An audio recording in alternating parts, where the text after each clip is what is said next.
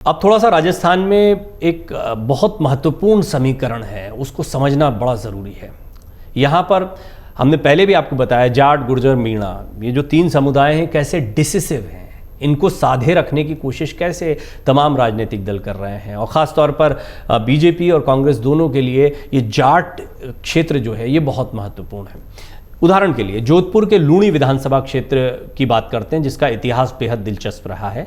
यहाँ एक ही व्यक्ति ने 7 बार चुनाव जीता, फिर उनके बेटे और पोते भी इसी सीट से विधायक बने। इस सीट पर भले ही सबसे ज़्यादा जनसंख्या जाटों की है, लेकिन यहाँ बिश्नोई और पटेल ही चुनाव जीतते आए हैं। इस सीट पर राम सिंह बिश्नोई परिवार का खासा प्रभाव रहा है। लूणी विधानसभा क्षेत्र से सबसे ज़्यादा बार राम सिंह बिश्नोई ने जीत दर्ज की है। बिश्नोई ने अपना पहला चुनाव 1972 में जीता था। इसके बाद राम सिंह बिश्नोई ने कभी पीछे मुड़कर नहीं देखा। 77, 80, 85, 90 तक लगातार 5 बार जीत हासिल की। 1993 में राम सिंह बिश्नोई को जसवंत सिंह बिश्नोई के हाथों शिकस्त का सामना भी करना पड़ा, लेकिन 98 में बिश्नोई एक बार फिर अपनी सियासी विरासत हासिल करने में कामयाब हो गए थे। 2003 में फिर विधायक बने। हालांकि अक्टूबर 2004 में उनकी मृत्यु हो गई, जिसके बाद उनकी विरासत उनके बेटे मलखान सिंह को मिली। अब उनकी विरासत को उनके पोते महेंद्र बिश्नोई आगे बढ़ा रहे हैं। एक सीट की बात मैं क्यों कर रहा हूं?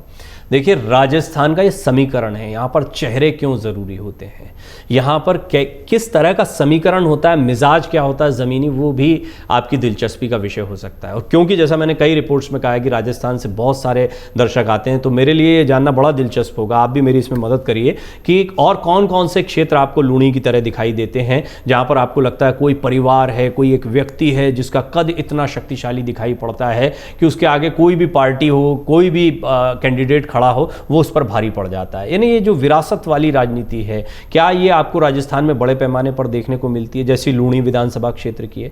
बिश्नोई परिवार की अगर बात करें तो लूणी विधानसभा क्षेत्र में 1972 के बाद से ही बिश्नोई परिवार का दबदबा रहा है। और इसकी बानगी है कि पहले राम सिंह बिश्नोई ने 7 बार चुनाव जीता, फिर उनके पुत्र मलखान सिंह ने चुनाव जीता, उसके बाद उनके पोते महेंद्र सिंह भी इसी विधानसभा सीट से चुनाव जीतकर विधानसभा पहुंचे।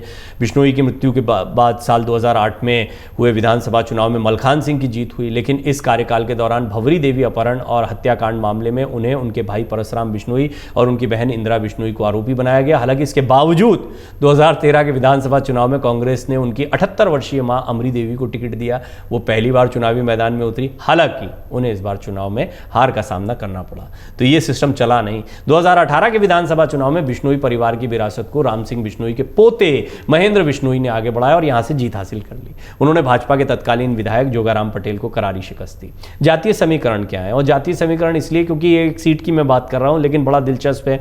आज प्रधानमंत्री मोदी की रैली है, पलटवार किया है अशोक गहलोत ने। आप देख रहे हैं लाल डायरी बनाम सिलेंडर और लाल टमाटर तक बात चली गई है। ये सारी चीज़ें, और प्रधानमंत्री मोदी का चेहरा किस तरीके से रखा गया, सारी चीज़ों के बीच में राजस्थान एक बहुत ही दिलचस्प स्टेट है। और मुझे कई बार चुनाव कवर करने का मौका भी मिलता है। रंगीला राजस्थान कहा जाता है, तो इसके कई रंग हैं। इन रंगों में एक ये राजनीतिक रंग भी देखने को मिलता है, राजनीतिक समीकरण भी देखने को मिलता है।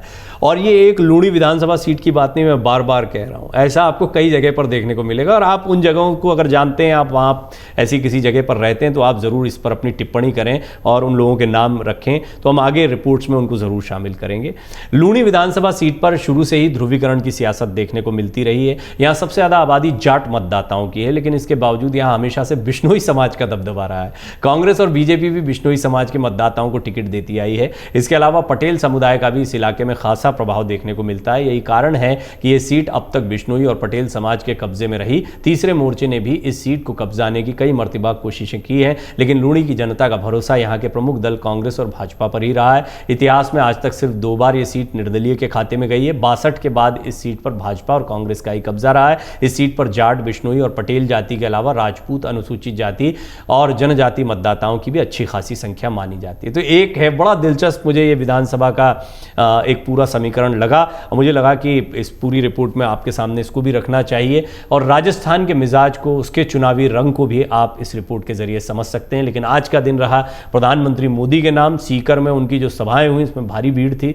उन्होंने जमकर कांग्रेस सरकार को घेरा है। है। और इस दौरान फिर जब उन्होंने लाल डायरी का जिक्र किया, राजेंद्र गुड़ा की लाल डायरी खासी चर्चा में है, तो फिर अशोक गहलोत को भी मौका मिल गया। उन्होंने कहा लाल डायरी के बहाने आप लाल सिलेंडर, लाल टमाटर को भूल जा रहे हैं, आपको इनको सस्ता करने की बात करनी चाहिए और केंद्रीय एजेंसियां आपके पास में जांच पड़ताल करवा लीजिए कि लाल डायरी में क्या है। यानी आने वाले दिनों में चुनावी घमासान और दिलचस्प होने वाला है। अमर उजाला अब आपके टीवी पर भी। अपने स्मार्ट टीवी पर YouTube पर सर्च करें अमर उजाला, चैनल सब्सक्राइब करें और देखें ताजा खबरें, वो भी HD क्वालिटी में। और हाँ, बेल आइकन दबाना ना भूलें ताकि हर खबर हो आपके घर। अमर उजाला, निष्पक्ष, निर्भीक, निरंतर।